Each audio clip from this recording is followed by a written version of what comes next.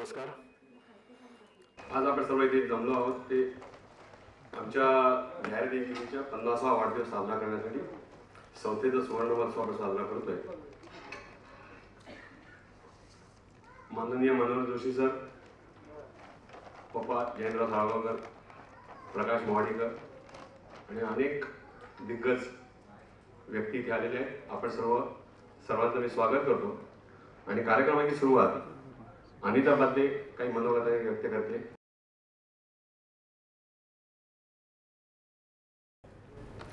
नमस्कार. इथे उपस्थित सर्व मान्यवरांचं स्वागत आणि जे उपस्थित बाकीचे मान्यवर पण सगळे राहिले आहेत त्यांच्या सगळ्यांचं स्वागत. आज आमच्या पाध्ये कुटुंबाचा हा पहिला असा कार्यक्रम असेल ज्याच्यामध्ये दादा फिजिकली आमच्या बरोबर नाही आहेत. नाही तर आतापर्यंत असं कधीही झालं नव्हतं की पाध्ये कुटुंबियांचा कुठलाही कार्यक्रम आहे आणि त्याच्यामध्ये दादा नाही आहेत. पण मी तरी सुद्धा असं म्हणते की दादा इथेच आहेत. हे आज इथे बसून ते हा कार्यक्रम बघतायत आणि ते आमच्या बरोबरच आहेत. दादांच्या बाबतीत म्हणजे दादांचं किती कौतुक मी करणं कितपत योग्य होईल मला माहिती नाही, पण दादांच्या सगळ्यात गोष्ट सांगायची म्हणजे दादांनी जे आमच्यावरती संस्कार केलेले आहेत तर त्याची कुठेतरी कृतज्ञता त्याचं ऋण फेडण्यासाठी एक छोटासा प्रयत्न आम्ही आज करतो की एक दादांच्या नावाने आज आम्ही अवॉर्ड इथे डिक्लेअर करणार आहोत. आणि दादांनी आम्हाला जे संस्कार दिलेले आहेत ते मला असं वाटतं कुठल्याही युनिव्हर्सिटीमध्ये किंवा शाळेमध्ये आम्हाला शिकायला मिळाले नसते. दादांनी मुळामध्ये आम्हाला पहिल्यांदा शिकवलं की प्रामाणिकपणा जो आजच्या जगामध्ये खूप कमी दिसतो. की आज मी बघितलंय की मोठ्या मोठ्या क्षेत्रामध्ये जेव्हा माणसं कामं करतात तेव्हा त्यांचा जो प्रामाणिकपणा असतो तो कुठेतरी डगमगतो आणि त्यांना कॉम्प्रोमाइज करावं लागतं. पण दादाने आम्हाला ही शिकवण दिली की नाही, तुम्ही जी कितीही असू दे, कुठलंही तुमच्यावरती संकट येऊ दे किंवा तुम्ही कुठल्याही एका प्रॉब्लेममध्ये असाल पण तुम्ही तुमचा प्रामाणिकपणा सोडू नका. त्यानंतर दादानी सगळ्यात मुळामध्ये आम्हाला मानसिकरित्या खूप समृद्ध बनवलं. म्हणजे जर का आई वडील मी बघते बऱ्याच घरामध्ये की आई वडिलांचं भांडण असेल किंवा आई वडिलांचं एकमेकांशी आई वडिलांकडून मुलांचे चांगले संस्कार जर का घडत नसतील तर ती मुलं सुद्धा मोठेपणी कुठेतरी एक प्रॉब्लेम चाइल्ड बनतात किंवा काही. आणि एका स्त्रीसाठी तर खूप जरुरी असतं की तिचे आई वडील खूप संस्कारित असणं फार गरजेचं असतं. वडिलांचे संस्कार का मुलगी नेहमी वडिलांच्या खूप जवळची असते, त्याच्यामुळे वडिलांचे संस्कार आणि एक तिला सिक्युरिटी पाहिजे की नाही माझे वडील नाही घरी व्यवस्थित. माझ्या वडिलांचं मी कधी माझ्या आयुष्यामध्ये बघितलं नाही की माझ्या आई वडिलांचं कधी भांडण झालेलं आहे आणि त्यांनी कधी एकमेकांवरती काही आरोप केलेले आहेत किंवा काही. त्याच्यामुळे एक सिक्युरिटी आहे ना ती आम्हाला लहानपणापासून खूप मिळाली. त्यांच्या दादाने आणखीन एक गुण आम्हाला शिकवलं म्हणजे ती कृतज्ञता व्यक्त करायची.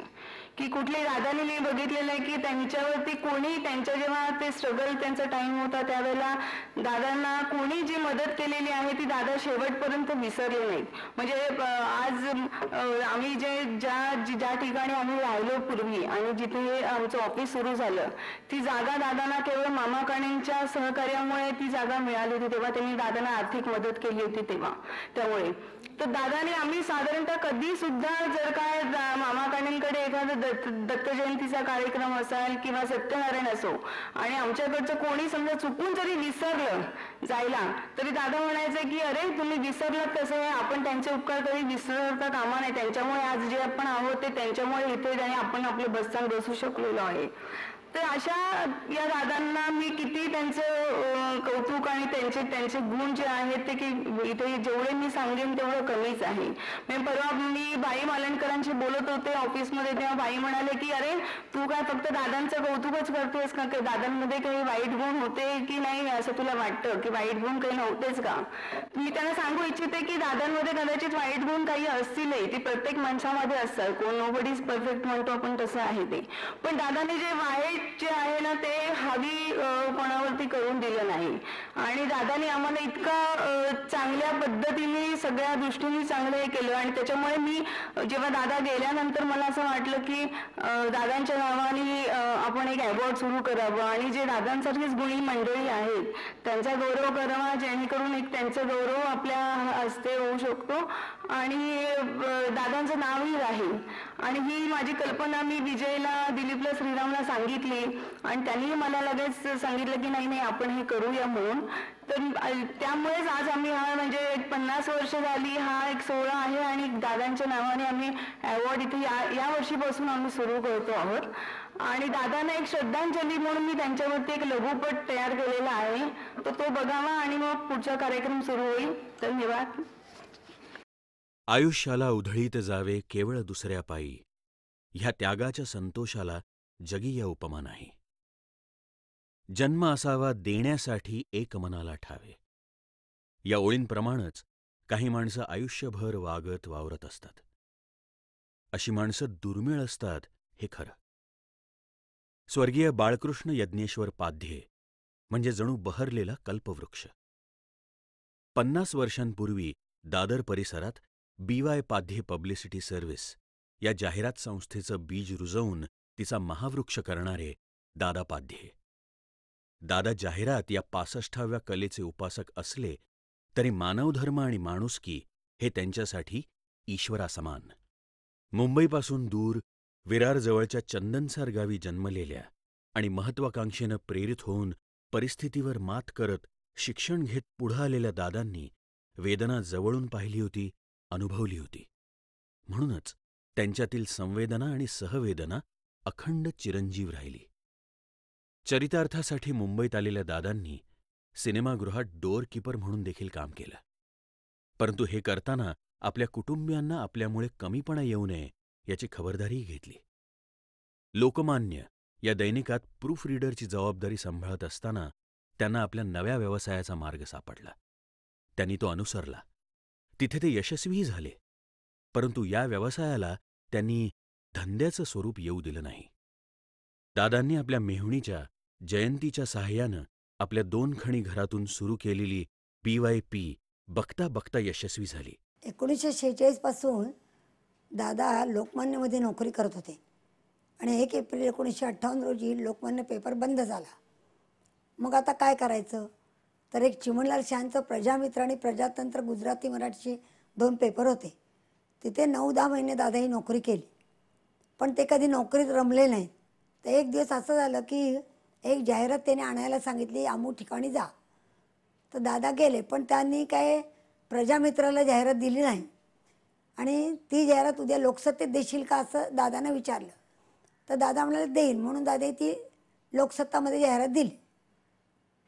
ती दुसऱ्या दिवशी बघितल्यावर चिमणलाल शाहींनी दादांना बोलवलं आणि चला ही इकडे तुला काल पाठवलं होतं आणि ही जाहिरात लोकसत्तेत कशी आली. तर दादा प्रामाणिक होते, ते म्हणे मीच नेऊन दिली म्हणून. तर म्हणे का, तर म्हणे त्यानं प्रजामित्राला नको होती आणि लोकसत्तेत पाहिजे होती. तर म्हणे तुझं काय मत आहे. म्हणे मला धंदा करायचा, मला नोकरीत मन रमत नाही. तर त्याने पाठीवर थाप मला आणि शाबासकी दिली की तुला पाहिजे ते कर, आशीर्वाद देतो तुला. मेहनत, जिद्द, दूरदृष्टी आणि प्रामाणिकपणा या गुणांवर व्यवसाय यशस्वी करताना दादांनी आपल्या ग्राहकांना आपलेपणा दिला. दादांची आणि माझी ओळख जी झाली ती महत्त्वाची असा. मी नाटक सृष्टीत शिवाजी मंदिरला येड्यासारखं फिरावते शिवाजी मंदिरच्या आतमध्ये प्रवेश घेण्यासाठी.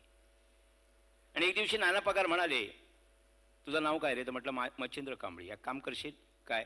तर ही जाहिरात दादा पाद्यांजवळ नेऊन द्यायची. म्हटलं माका ऑफिस माहिती नाही. कबूतर खाण्याजवळ जा आणि कुत्र्या का विचार तुका सांगा दादा पाद्यांचं ऑफिस काय. आणि ती जाहिरात देऊ मी पहिलो या माणसाजवळ गेल्यानंतर या माणसांची आपुलकी दाखवल्यान चौकशी केल्यान. खूप मोठी माणसं असतात, खूप मोठी माणसं होतात, पण समोरच्या माणसाक किंमत देत नाही. पण हो एकमेव माणूस असो असा की कधी गेला स्वतःजवळ त्याची जाहिरात त्याच्याजवळ कोणाची आसा दे नसा दे, कधी त्यांच्या माणसाच्या चेहऱ्यावर कधी काही दिसणार नाही. आपला नुकसान असा, आपला प्रॉफिट असा, आपला फायदा असा कधी काही बघणतच नाही. ये इलस बस चाय पी. मेहनतीचा, प्रामाणिकपणाचा आणि आपलेपणाचा हा वारसा त्यांनी आपल्या मुलांनाही दिला, शिकवला. दादा आम्हाला नेहमी सांगत आले की तुम्ही चांगले वागा, जगात चांगली माणसं भरपूर आहेत, ती तुम्हाला भेटतील, तुम्ही काळजी करू नका. तुम्हाला व्यवसायापेक्षा माणसं जपणं हा सगळ्यात महत्त्वाचा कानमंत्र देतोय, तो जर तुम्ही पाळलात तर तुम्हाला कुठेही काही अडचण येणार नाही. त्याने आम्हाला आणखी एक शिकवण दिली होती की कधी कोणाचे 2 पैसे राहिले तर रस्त्यामध्ये विचारायचं नाही. मग तो इथे आला ना, त्याला विचारा बाबा तुझा प्रॉब्लेम काय, त्याचा प्रॉब्लेम ऐकून घ्या. नेहमी सांगायचं आम्हाला ते की बिझनेस करताना तुमच्याकडे माणूस काहीतरी तुम्हाला द्यायलाच येतं, कधी तुमच्याकडनं काही नेत नाही. तुम्ही त्यांना व्यवस्थित सर्व्हिस द्या, त्याप्रमाणे तुम्ही पुढे जाल. जाहिरात व्यवसाय म्हणजे पैशांचा हिशेब. क्रेडिटला महत्त्व, पैसा बुडण्याचा धोका जास्त. दादांनी हा धोका पत्करून नवोदितांना आणि बुडणाऱ्या अनेकांना मजबूत आधार दिला. त्यांना व्यवसायात, आयुष्यात उभं केलं. मात्र आपण करीत असलेल्या सहकार्याची कधीही जाहिरात केली नाही. दादांना उपजतच माणसांची एक आवड होती, माणसं जमा करण्याची, माणसं सांभाळण्याची, अडीअडचणीला मदतीला धावून येणं हा तर त्यांचा गुणच होता. आणि हा गुण माझ्यापर्यंतच होता असं नाही, तर त्यांच्या अनेक मित्रांना त्यांनी अशा तऱ्हेचं सहाय्य केलेलं मी स्वतःही पाहिलेलं आहे. दादांनी माझ्यासारख्या अनेक तरुणांना त्यांच्या व्यवसायामध्ये मदत केली असणाऱ्याची मला खात्री आहे. त्यावेळी मला आठवतं की माझ्याबद्दलची माहिती वर्तमानपत्रामध्ये माझ्या नावासकट माझ्या संस्थेची जाहिरात ही 8व्या पानावर यायची. आणि साधारणपणे चार अतिशय छोट्या ओळींमध्ये मनोहर जोशी यांची अशी संस्था, एवढी माहिती 8व्या पानावरती यायची. आणि आज माझं नाव जेव्हा मी पहिल्या पानावरती बॅनर गाईडमध्ये पाहतो, त्यावेळी मला खात्री होते की मला कोणीतरी 8व्या पानावरून पहिल्या पानावर आणण्याचं काम केलं असेल तर ते दादासाहेबांनी केलं, याबद्दल मला शंका वाटत नाही. दादा म्हणायचे आपण हा व्यवसाय करत नाही आहोत, ही आपण माणसं जपण्याची जी आपली प्रक्रिया आहे त्यामध्ये तुम्ही रिलेशन्सला महत्त्व दिलं तर गोष्टी आपोआप होतात. व्यवसायासाठी तुम्हाला दारोदारी फिरावं लागणार नाही. दादांच्या पुण्याईने, मावशीच्या पुण्याईने आज देखील ग्राहकांकडे जावं लागत नाही. ग्राहकच आमच्याकडे येत आहेत आणि ते प्रेमाने येत आहेत. म्हणजे कित्येक लोकांना दादांनी अशा जागाच्या डील करून दिल्या आहेत किंवा किती जणांना घरांसाठी केलं आहे, पण कुठेही कसली अपेक्षा दादांनी ठेवलेली नाही. आणि दादांनी कधीही आम्हाला सांगितलेलं नाही की हा माझ्यामुळे मोठा झाला. ते असं सांगायचे की क्लायंट मोठा होईल तसं आपण मोठा होणार आहोत. राजकारण, साहित्य, नाटक, चित्रपट, विविध उत्पादनं ही यादी खूप मोठी होईल. या क्षेत्रातील किती जणांना BY पाध्येंनी नावारूपाला आणलं याचा हिशेब करणंही कठीण. कारण दादा स्वतःच सांगायचे, हिशेब नंतर करू हो, जाहिरात सोडतो. दादांच्या या एका वाक्यानं यशाची आशा सोडलेल्यांच्या मनात आत्मविश्वास जागृत व्हायचा आणि ते दादा पाध्ये नावाच्या कल्पवृक्षासमोर नतमस्तक व्हायचे. आजही होतात. दादांनी मला केवळ मदत माझ्या आर्थिक जीवनामध्ये केली असंही नाही, तर माझ्या राजकीय जीवनामध्येही सातत्याने त्यांनी मला साथ दिली. आणि मी निवडून आल्यानंतर एखाद्या तरुणासारखे धावत मला येऊन प्रथम हार जर कोणी घातला असेल सत्काराचा, तर तो दादासाहेबांनी घातला, याची मला पूर्णपणे जाणीव आहे. शून्यातून विश्व उभं केलेल्या दादांनी कित्येक जणांना इतकं दिलं आणि आपल्या नंतरही सोबत करीत राहील अशी किती मोठी सावली निर्माण करून ठेवली, याचा आरो आणि बिलं बनवणं खरोखरच अशक्य आहे. दादांनी निर्माण केलेल्या या आदर्श वाटेवर अनेक गुणवंतांनी मार्गस्थ व्हावं या उद्देशानंच BY पाध्ये स्मृती पुरस्कार या वर्षापासून देण्यात येत आहे. हा पुरस्कार प्राप्त करणाऱ्यांचा गौरव तर आहेच, त्याचसोबत दादांनी जपलेली तत्त्व आणि केलेल्या संस्कारांबद्दल कृतज्ञता व्यक्त करण्याचा हा छोटासा पण प्रामाणिक प्रयत्न. BYPचं ऋण मानणारे अनेक लोक आहेत. आपण इथे जमलोच आहोत नाही का? लोकसभेचे माजी सभापती, महाराष्ट्राचे माजी मुख्यमंत्री मनोहरपंत जोशी हे त्यापैकी एक. पंतांचे आणि दादांचे संबंध फार जिव्हाळ्याचे होते. खरं तर पंतांनी आणि BYPनी एकमेकांचा प्रवास अतिशय जवळून पाहिलेला आहे. तेव्हा मी पंतांना विनंती करते की ह्या प्रवासाविषयी त्यांनी आपलं मनोगत व्यक्त करावं.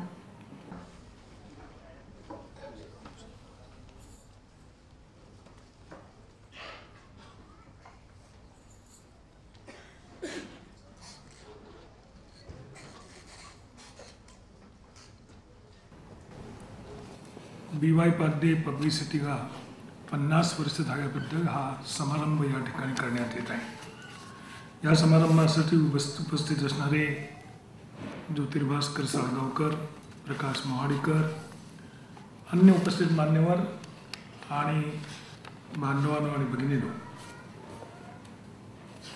आजच्या या समारंभाला मी मनोहर जोशी या नात्यानं केवळ उपस्थित नाही, तर मी इथे येण्यापूर्वी मला माननीय उद्धवजी ठाकरे यांचा फोन आला होता आणि त्यांनी सुद्धा या सुवर्ण महोत्सवी वर्षाबद्दल BY पाध्ये पब्लिसिटीला मनापासून शिवसेनेच्या वतीनं शुभेच्छा दिल्या आहेत. त्या शुभेच्छा मी आपल्यापर्यंत पोहोचवतो. एखाद्या संस्थेचा सुवर्ण महोत्सव होणं ही संस्थेच्या संस्थापकांच्या दृष्टीनं अतिशय महत्त्वाची अशी गोष्ट असते. खूप आनंदाचा असा हा प्रसंग असतो आणि या आनंदाच्या प्रसंगामध्ये मला सहभागी करून घेतल्याबद्दल मी सर्व पाध्ये कुटुंबियांचा अत्यंत आभारी आहे. ही गोष्ट खरी आहे की दादा पाध्ये आणि मी, आमच्या दोघांचा संबंध गेल्या अनेक वर्षांचा, म्हणजे जवळजवळ 50 वर्षांचा आहे. त्यांनी 59 मध्ये व्यवसाय सुरू केला आणि मी माझा व्यवसाय सुद्धा मुंबईमध्ये 61 मध्ये सुरू केला. त्यामुळे माझ्या व्यवसायाच्या सुवर्ण महोत्सवासाठी आपल्याला सर्वांना 2 वर्ष थांबणं भाग आहे. परंतु दादांचा मी खास ऋणी याबद्दलच आहे की मी माझा व्यवसाय सुरू केला तेव्हा अतिशय छोटा व्यवसाय होता. एका रूममध्ये छोटे असे आम्ही कोहिनूर क्लासेस चालवत असे आणि या कोहिनूर क्लासेसची ती सुरुवात असल्यामुळे अतिशय आर्थिक अडचणीत होतो. तेव्हापासून BY पाध्यांच्या मार्फतच माझी जाहिरात जायची आणि मला आत्ताही आठवते की त्यावेळी लोकसत्तेच्या जाहिरातीची किंमत फक्त 10 रुपये होती. परंतु हे 10 रुपये सुद्धा काही वेळा भरणं कठीण व्हायचं आणि दादा पाध्ये यांचे ऋणानुबंध तेव्हापासून असल्यामुळे माझ्या व्यवसायाची सुरुवात होती. काही वेळा हे पैसे देणं अशक्य व्हायचं आणि जरी पैसे द्यायला उशीर झाला तरी सुद्धा दादा त्यांच्या सर्व कुटुंबियांना समजावून सांगायचे की मनोहर जोशी पैसे बुडवणार नाहीत. त्यावेळी माझ्याबद्दल मत चांगलं होतं आणि खरोखरच माझ्या सोयीप्रमाणे हे पैसे मी द्यायचो. आज या ठिकाणी ही आठवण मुद्दाम एवढ्यासाठी सांगितली की असे 1-2 प्रसंग आले की ज्यावेळी पैसे द्यायला माझ्याकडनं उशीर झाला, परंतु दादांनी घरी सांगून ठेवलं की सरांकडे पैसे मागण्यासाठी जायचं नाही आणि त्यांनी असं सांगितलं होतं त्याचा मी काही गैरफायदा घेतला नाही. तेव्हापासून आजपर्यंत मी त्यांचा क्लायंट आहे.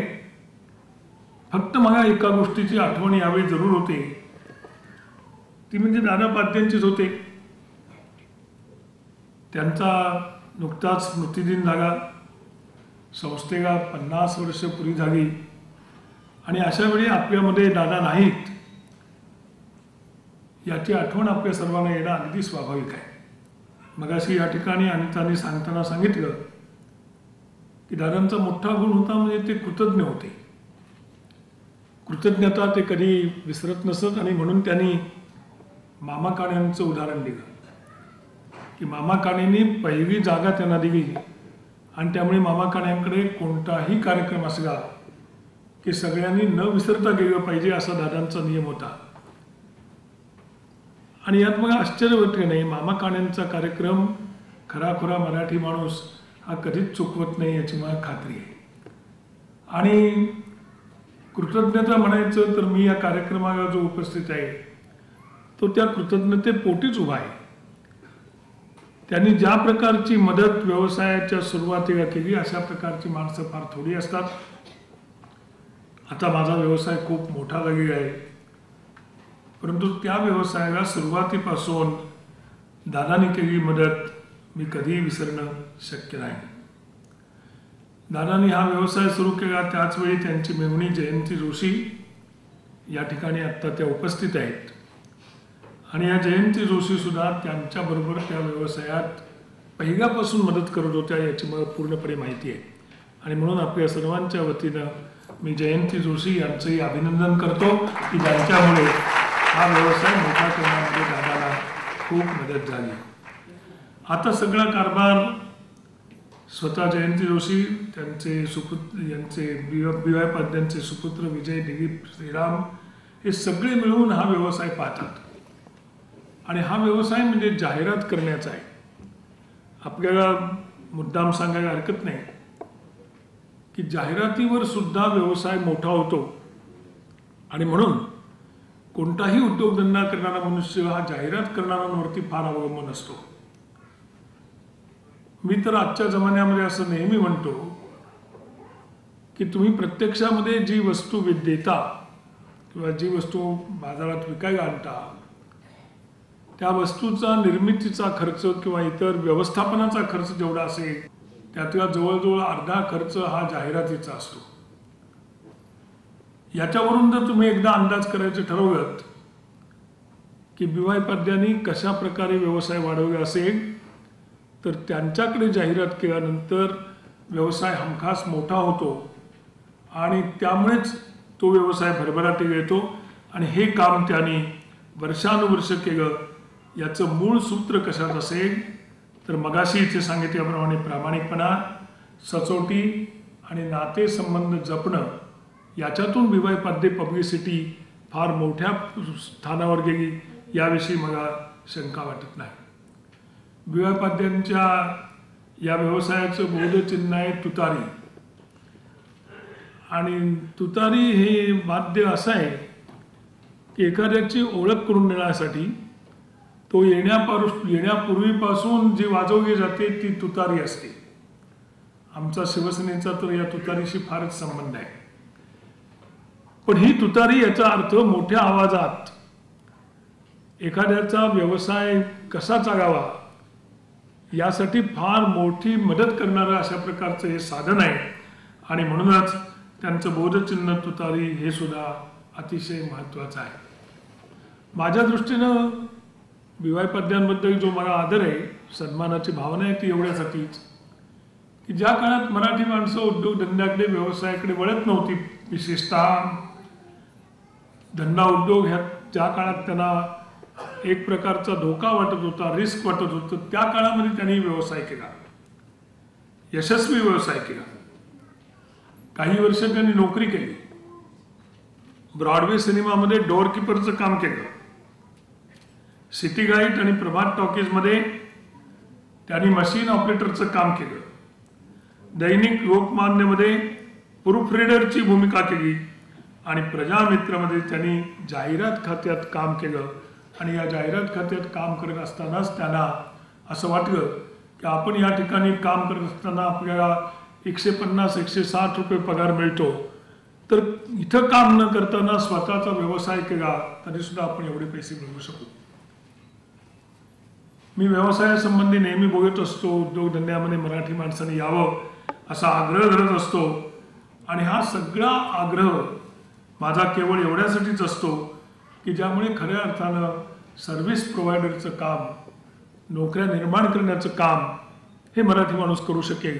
आणि म्हणून पाद्यसाहेबांबद्दलचा जो मला आदर आहे तो यासाठी सुद्धा आहे की ते वेगवेगळ्या नोकऱ्या करत करत पुढे गेले, पण केवळ नोकरी करतच राहिले नाही तर व्यवसायाकडे सुद्धा ते वळले.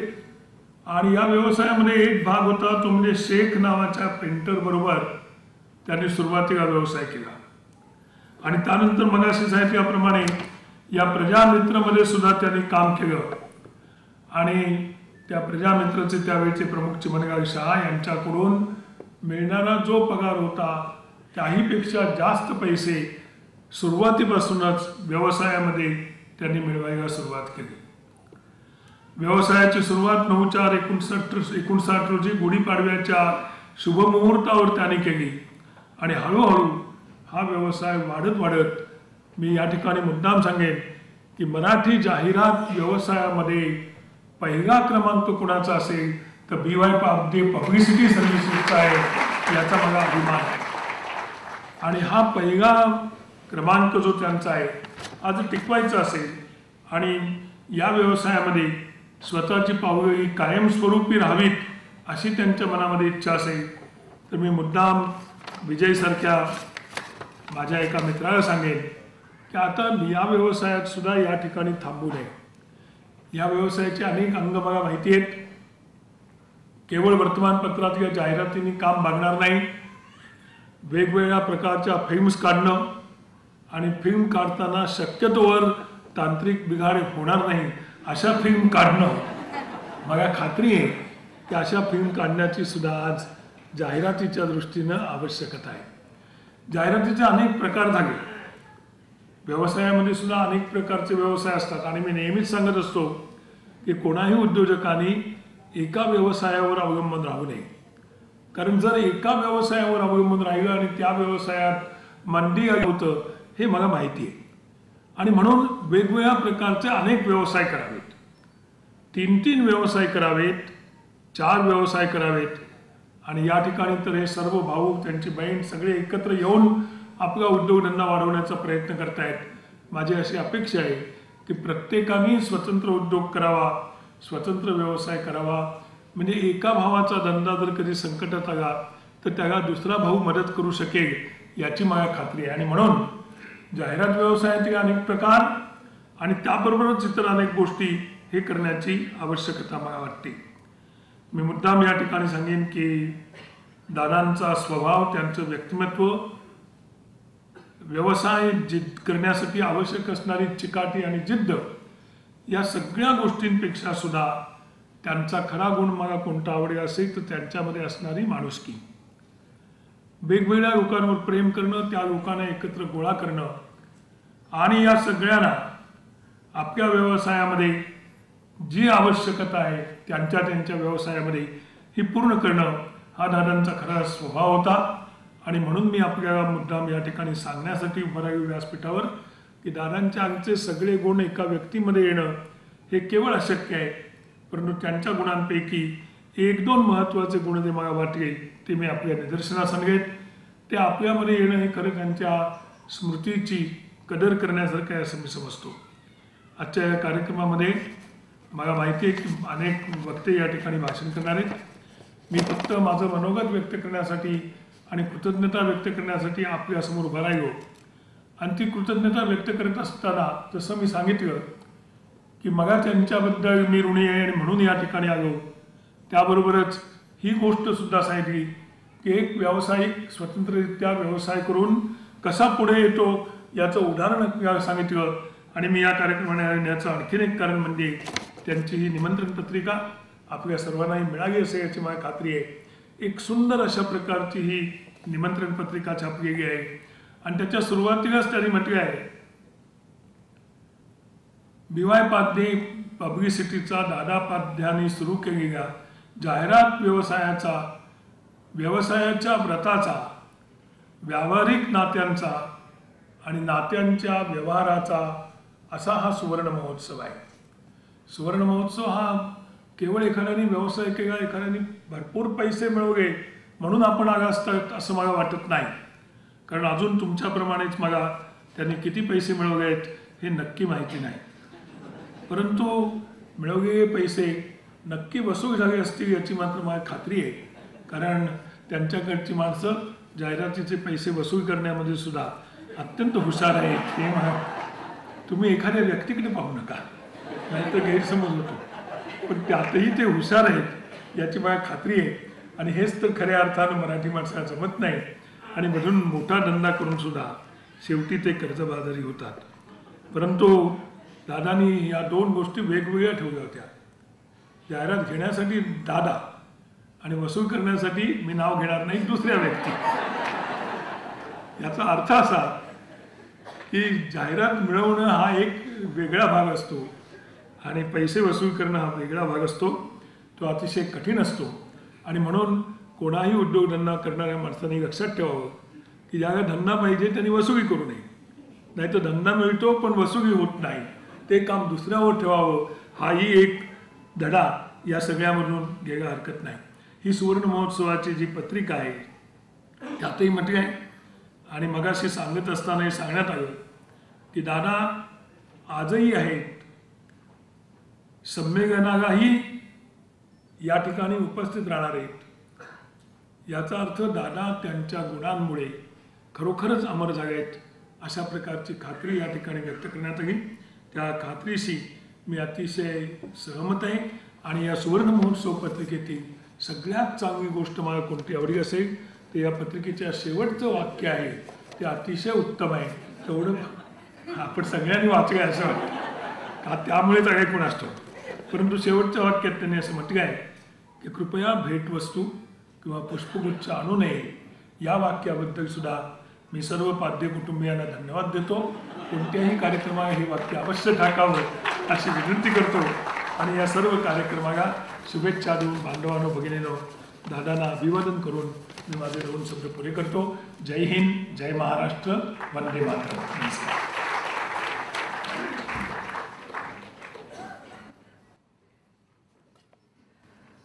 मनोहरपंत जोशींनी अतिशय मार्मिकपणे आणि त्यांच्या खोबीदार शैलीत त्यांचे आणि दादांचे संबंध आणि BY पाध्येचा गेल्या 50 वर्षांचा प्रवास ह्याविषयी अतिशय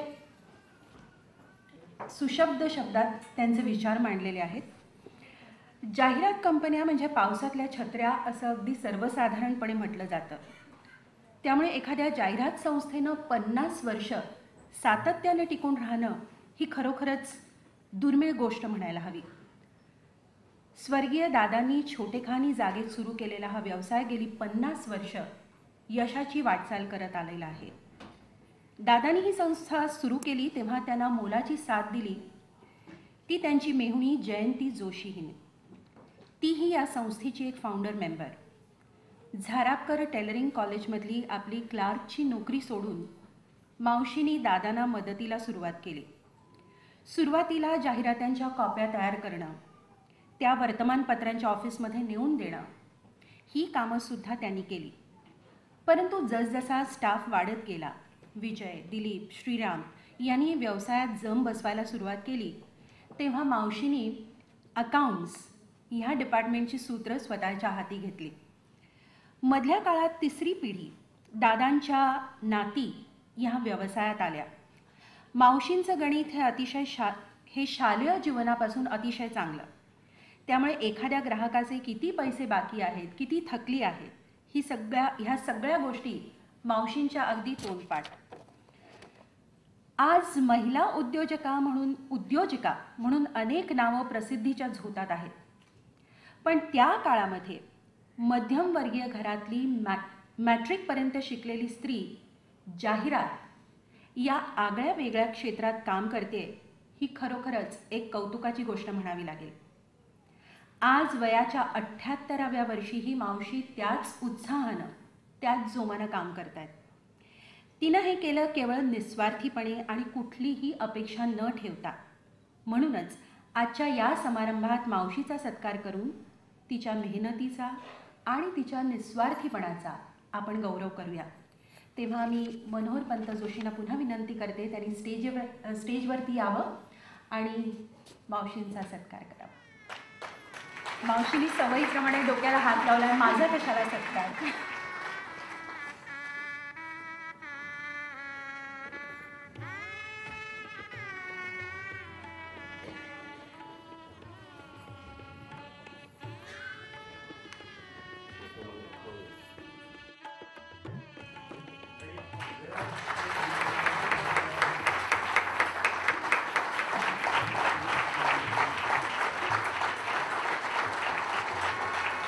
दादांनी गोवर्धन पर्वत मोठ्या हिमतीनं आणि विश्वासानं उचलला होता.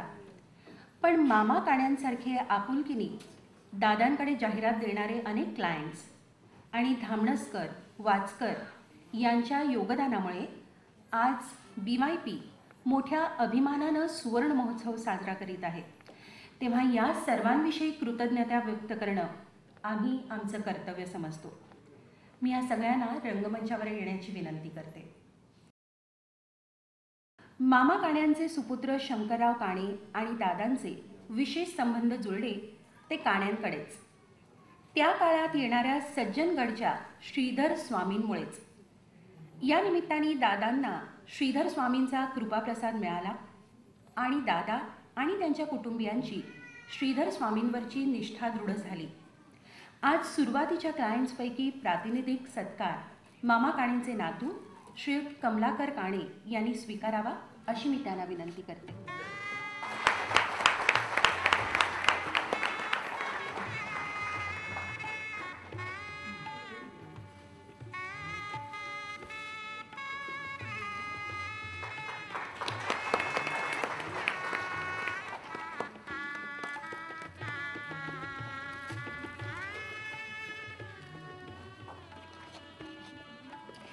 एखाद्या ऑफिसमध्ये हसणारी व्यक्ती काम करणं किंवा काम करताना हसणं किंवा हसत काम करणं हा खरोखरच त्या संस्थेचा एक प्लस पॉईंट मानावा लागेल.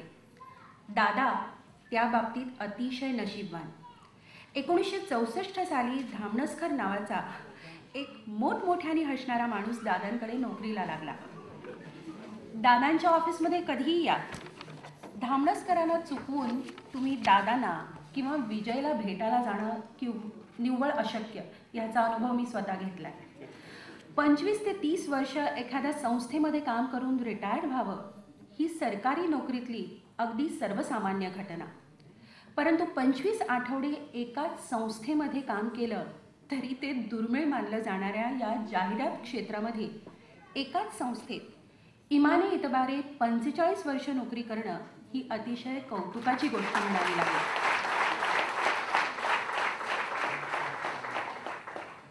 धामणसकरांनी दादांच्या संस्थेत नुसती नोकरी केली नाही तर ते दादांच्या घरातलाच एक हिस्सा म्हणून राहिले.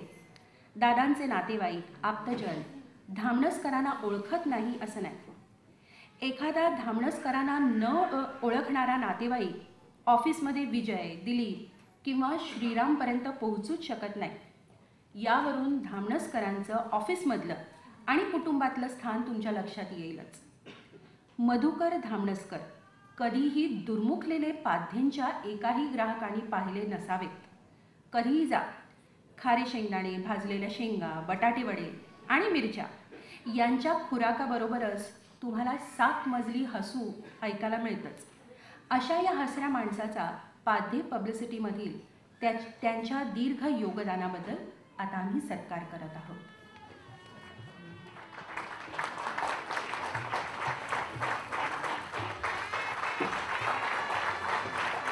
अर्थातच हा सत्कार दिलीप पाध्येंच्या हस्ते होतोय.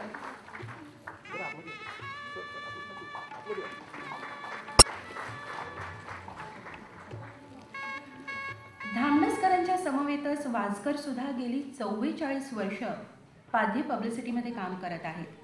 ग्राहकांनी दिलेली जाहिरात वेळेवर पोहोचणं अतिशय महत्त्वाचं. Loksatta, Indian Express, Maharashtra Times, Navbharat Times, Free Press, Navshakti अशा फोर्टमधल्या वृत्तपत्रांच्या ऑफिसमध्ये जाऊन जाहिरात वेळेवर देणं हे महत्त्वाचं काम ते गेली अनेक वर्ष करतायत. पाध्ये पब्लिसिटीतर्फे अनिल वाजकरांचा सत्कार करून त्यांच्या इमानाचा आणि मेहनतीचा आपण गौरव करूया. वाजकरांचा सत्कार होतोय श्रीराम पाध्येंच्या हस्ते.